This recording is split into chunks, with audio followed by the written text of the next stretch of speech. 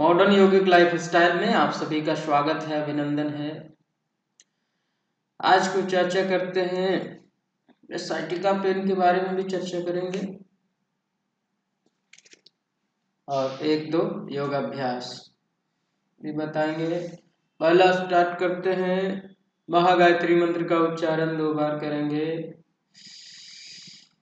ओम भूर्भुवः स्वः तत्सवितुर्वरेण्यं भर्गो देवस्य धीमहि धियो यो नः प्रचोदयात्।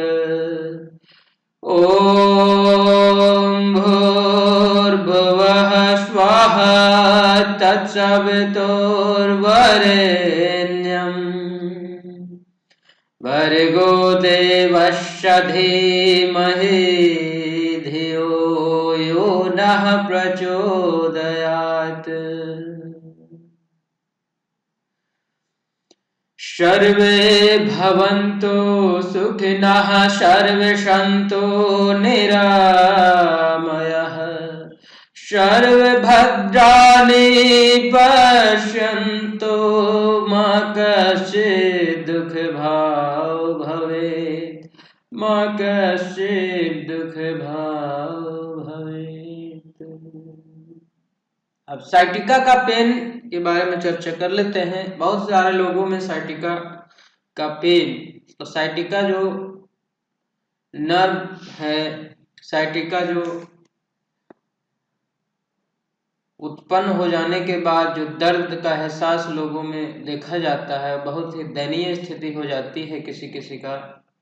तो एक कमर से लेकर पूरा हील एड़ी तक जिसमें दर्द करता है, और कभी कभी इतना ज़्यादा दर्द करता है कि लोग बिस्तर से भी नहीं उठ पाते।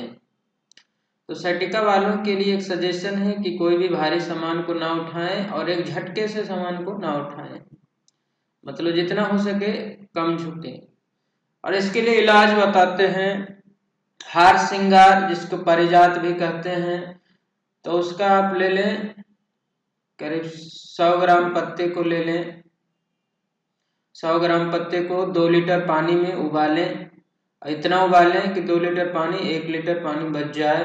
अब जब 1 लीटर पानी बच जाए तो उस पानी को छान कर ठीक से रख लें और आधा आधा कप सुबह शाम उसका सेवन करें। तो साइटिका का दर्द और इसके साथ साथ घुटने का भी जो दर्द होता है, जिसको बोलते हैं ग्रीस घिस गया, वो भी दर्द आपका चला जाएगा। मतलब आर्थराइटिस का प्रॉब्लम भी आपका समाप्त हो जाएगा जड़ से। जब वो पानी खत्म हो जाए तो फिर से वही प्रक्रिया करें, 2 लीटर पानी लें और उसमें 100 ग्राम पत्ते डालें, हार श्रृंगार के और पारिजात के भी नाम से जाना जाता है, और फिर उसको छान कर रख लें जब 1 लीटर बच जाए, और फिर उसका सेवन करते रहें। कम से कम 1 महीने तक सेवन करेंगे, क्योंकि ये पुरानी बीमारी है तो इसीलिए इसका इलाज थोड़ा लंबे समय तक, लेकिन बेनिफिट्स आपको तुरंत दिख जाएगा। 1 सप्ताह के अंदर अंदर 4-5 दिन में ही आपका जो इसका असर है वो दिखने लगेगा, तो इसे अवश्य करें। दूसरा, बहुत लोगों का यह समस्या हो सकता है कि बहुत सारे क्षेत्र में हार श्रृंगार पारिजात नहीं हो, तो आप इसका अल्टरनेटिव भी बता दे रहे हैं ताकि आप आसानी पूर्वक इसका उपयोग कर सकें। पहला जो है, पहला अजवाइन, जानते हैं अजवाइन इसे कहा जाता है हिंदी में, कुछ कुछ लोग इसके जवाइन भी कहते हैं, जैसे बिहार हो गया, उड़ीसा हो गया, झारखंड हो गया, यहाँ जवाइन के नाम से जाना जाता है, अजवाइन लोग नहीं कहते हैं। तो ये जवाइन हो गया, 50 ग्राम ले लेंगे। उसके बाद मेथी, मेथी हर जगह मेथी के नाम से ही जाना जाता है, तो मेथी का दाना लेंगे 50 ग्राम। और अलसी, अलसी को बहुत जगह कहा जाता है, अलसी को आप जानते होंगे तिस्सी के नाम से जाना जाता है बिहार झारखंड तरफ। तिस्सी, तिस्सी का तेल भी निकलता है, तिस्सी लोग जानते हैं, उसका नाम है अलसी। तो अलसी भी ले लेंगे 50 ग्राम। और फिर उसमें और लेंगे दालचीनी, दालचीनी जानते होंगे गरम मसाला में एक होता है वुड पतला सा, उसको दालचीनी बोलते हैं, पतला पतला वुड लकड़ी होता है, आप देखे होंगे गरम मसाला के पैकेट में पुड़िया में, तो उसको ले लेंगे 25 ग्राम, क्योंकि बहुत ज़्यादा गर्म होता है इसलिए आधा ही लेंगे 25 ग्राम। अब ये सारा मटेरियल को एक साथ मिला देंगे और इसको ग्राइंडर से पीस लेंगे, पीस कर रख लेंगे। बहुत सारे लोगों की समस्या है, बहुत लोग बोलते हैं कि इसको भूंजना है, क्या करना है, बहुत सारे कमेंट आते हैं। तो इसको भूंजना होना कुछ नहीं, कच्चा ही पीस कर इसको रख लेंगे और आधा चम्मच लेंगे गर्म पानी के साथ, ठंडा पानी के साथ, जैसे मर्जी वैसे ले सकते हैं, दूध के साथ भी ले सकते हैं, इसमें कोई गलत कॉम्बिनेशन नहीं है। तो इसीलिए टॉक्सिन्स टाइप का चीज़ नहीं बनाएगा, इसका कॉम्बिनेशन ठीक है। तो इसे दूध के साथ भी ले सकते हैं, गर्म पानी के साथ भी ले सकते हैं और ठंडा पानी के साथ भी ले सकते हैं। इसको सुबह शाम ले आधा चम्मच, तो भी आपका साइटिका का पेन और दर्द ठीक हो जाएगा। इसके साथ साथ योगाभ्यास भी करते रहें तो जल्दी ठीक हो जाएगा। घुटने से रिलेटेड योगाभ्यास होता है, इसका योगाभ्यास के लिए अब जल्द ही इसी चैनल पे इससे रिलेटेड योगाभ्यास है जो आर्थराइटिस के लिए बेनिफिशियल है, साइटिका पेन के लिए बेनिफिशियल है, उसका वीडियो इसी चैनल पे जल्द ही डाल दूंगा, तो अभी आप देखकर करते रहें। लेकिन जो नुस्खा आपको बताएं वो सबके लिए सुलभ है, हर चीज़ घर में ही अवेलेबल है। जैसे कि दाल चीनी हो गया, तीसी भले ना अवेलेबल हो तो कहीं से ला सकते हैं मार्केट से। दूसरा चीज, इसके साथ में एक और उपाय करें कि इतना लेने के साथ साथ एक तेल तैयार कर लें अपने घर पे, तेल का मालिश भी करें अपने हील में, एड़ी में तेल का मालिश करें, पैरों में भी मालिश करें, जहाँ दर्द हो कमर में वहाँ भी मालिश करते रहें। तिल का तेल ले लें 100 ग्राम, उसमें लहसुन डाल दें 50 ग्राम और 50 ग्राम डाल दें उसमें हल्दी। हल्दी और लहसुन दोनों को ठीक से पीस लें और उसमें खूब पकाएं, 2-4 बार जब उबाल आ जाए इतना पकाएं और उस तेल को रख लें। उस तेल की मालिश करते रहें शाम को सोने से पहले मालिश करके सो जाएं, ठीक तरीके से कपड़े से ढक कर। तो इससे आर्थराइटिस की समस्या के साथ साथ साइटिका का पेन आपका चला जाएगा। जहाँ जहाँ दर्द है वहाँ वहाँ उस तेल का मालिश करें। तो इतना आप करेंगे तो साइटिका की प्रॉब्लम जो है वो समाप्त हो जाएगी। अब चलिए कुछ करते हैं योगाभ्यास।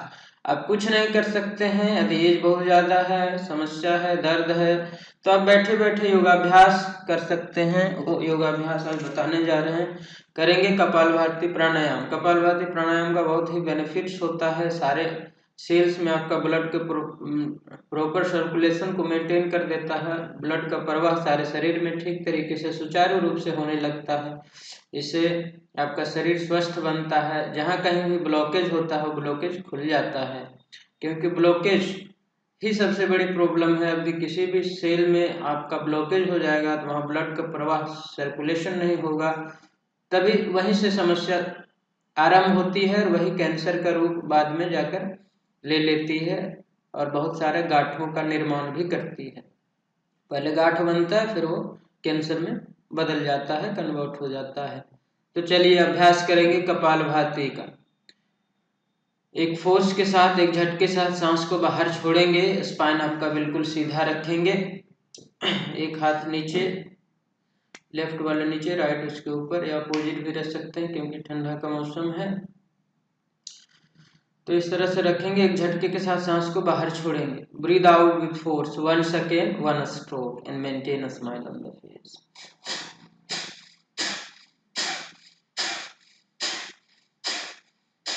इसमें जो ध्यान आपको रखना है वो सिर्फ सांस को छोड़ने पे ले, आपको लेने पे ध्यान नहीं देना, वो ऑटोमेटिकली अपने आप शरीर की रिक्वायरमेंट के अनुसार अपने आप आ जाता है, तो उस पर ध्यान बिल्कुल ना दें। सांस को छोड़ें और फोकस अपना नेवल सेंटर पे बना के रखें कि जब आप एक झटके से सांस छोड़ रहे हैं तो पेट आपका अंदर की ओर जा रहा है कि नहीं जा रहा है, ऐसे ही ऊपर आप चेस्ट से तो नहीं कर रहे हैं। तो इसको नेवल सेंटर से करना होता है। जब आप सांस छोड़ेंगे तो देखें नेवल आपका, पेट आपका, नाभि आपका अंदर जाएगा।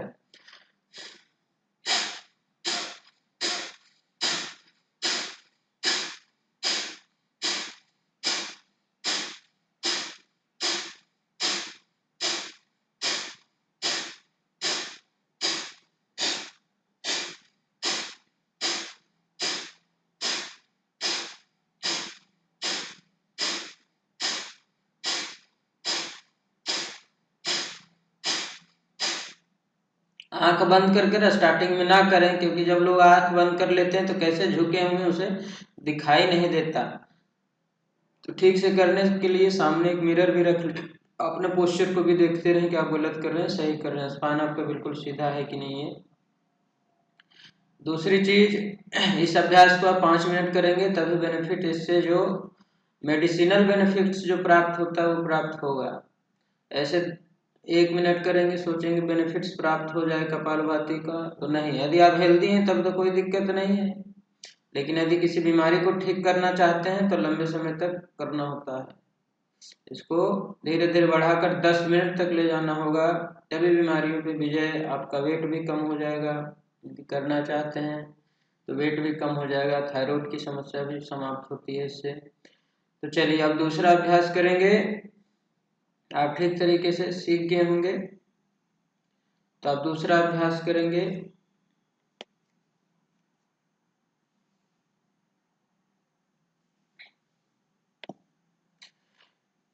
अनुलोम विलोम प्राणायाम का अभ्यास करेंगे।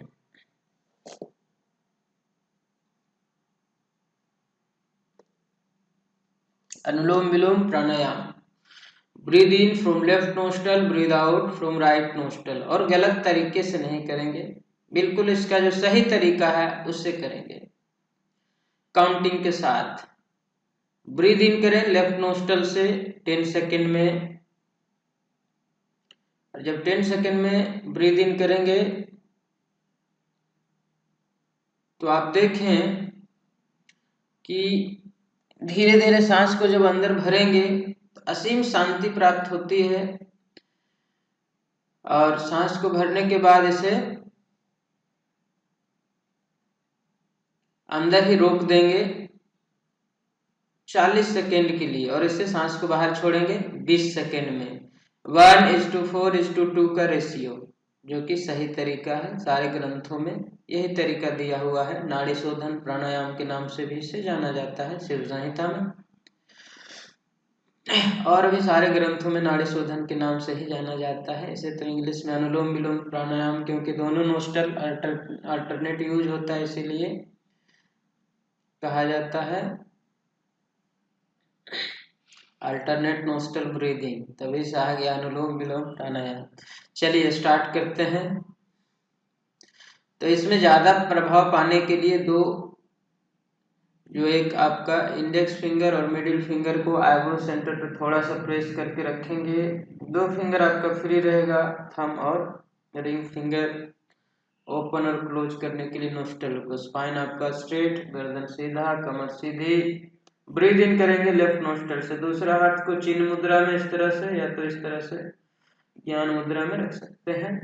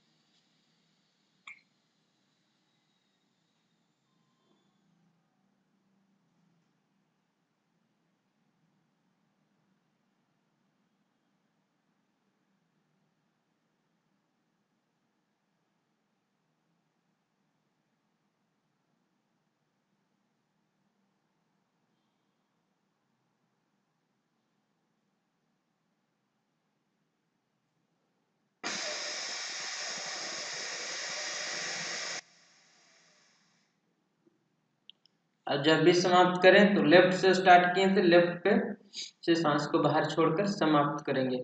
इस अभ्यास के इससे क्या होता है कि आपका जो राइट और लेफ्ट ब्रेन है दोनों बैलेंस हो जाता है। दोनों बैलेंस हो जाए तो आपका मस्तिष्क ठीक तरीके से काम करेगा। जो भी डिसीजन लिया जाएगा वो बैलेंस तरीके से, फ्यूचर को ध्यान में रख के, पास्ट से सीखा हुआ बात सारे को मिलाकर डिसीजन लेगा तो गलत डिसीजन नहीं होगा और आपको क्रोध भी नहीं आएगा। यदि दोनों ब्रेन आपका लेफ्ट और राइट बैलेंस हो तो आपको क्रोध नहीं आएगा, स्ट्रेस का लेवल रिड्यूस रहेगा, क्योंकि जो कोर्टिसोल हार्मोन है उसका जनरेशन बहुत ही मिनिमाइज हो जाता है जब आप अनुलोम विलोम करते हैं, और सेरोटोनिन जो हार्मोन है उसका सिक्रेशन बढ़ जाता है।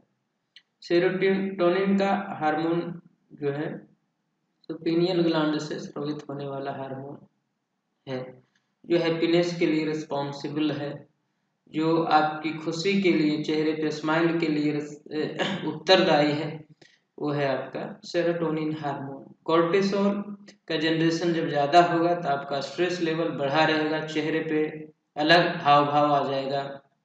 तो उसको रिड्यूस करने के लिए अनुलोम विलोम प्राणायाम अति उत्तम अभ्यास कहें मान सकते हैं। इससे प्यूरिफिकेशन का प्रोसेस सारे शरीर में होता है, आपका मस्तिष्क शुद्ध रहेगा, शांत रहेगा, विचारों पे आपका कंट्रोल हो जाएगा, क्योंकि चले वातम चलम चितम निश्चले चल भल भवेत, मतलब जैसे आपका सांस की गति चलती है वैसे आपका चित्त यानी कि मन चलता है, आपका विचार चलता है। यदि आप सांसों पे कंट्रोल कर लें, सांस को लेने छोड़ने पे यदि आपका कंट्रोल हो तो विचारों पे भी आपका कंट्रोल हो जाएगा। इतना सरल है कहने के लिए, लेकिन लोगों का सांसों पे कंट्रोल तो हो नहीं सकता। आप देखेंगे कि सांस ही चेंज हो जाता है। यदि आप टेंशन में हैं तो जल्दी जल्दी सांस लेने छोड़ने लगेंगे, यदि आप रिलैक्स हैं तब देखेंगे आपकी सांस नॉर्मल चलेगी।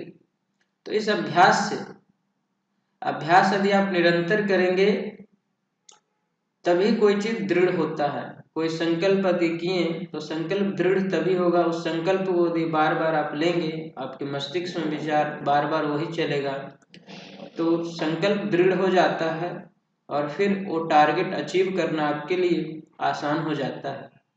मान लें कोई कॉम्पिटिटिव एग्जाम का ही तैयारी कर रहा है तो उसे देख, जो व्यक्ति रात दिन अभ्यास करता है उसी का दृढ़ हो पाता है। तो आज के लिए इतना ही। Have a great day.